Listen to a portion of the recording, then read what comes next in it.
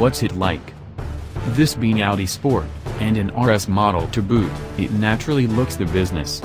The car signals a mild overhaul of the brand's styling approach, although with its blistered arches, lacerate air intakes and porthole big oval exhaust pipes, it establishes a familiar theme.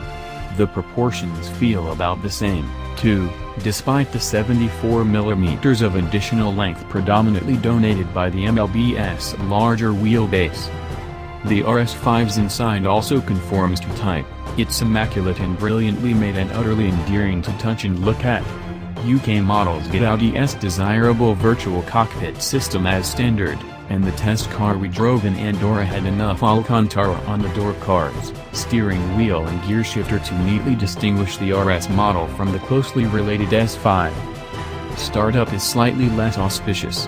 Audi Sport has persevered with the soundtrack, boldly equating it to the turbocharged V6 that powered a V5 generation RS4, but its space-edged waffle doesn't cover the sound or reality of two substantial blowers whistling away betwixt the cylinder banks.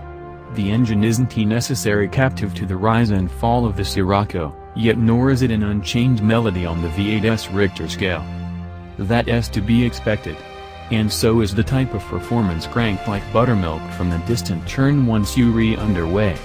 Where its predecessor dispensed progress in escalating staccato lunges at the red line, the V6 unfurls itself through the medium of the mid-range. Its surge is prodigious, unthreatening and seamless. Any concern about the Tiptronic's lackluster showing in the S5 is swept away by its sure handling of the many rhythmic upshifts required. Around this entirely different sort of engine, Audi has molded a palpably different sort of car.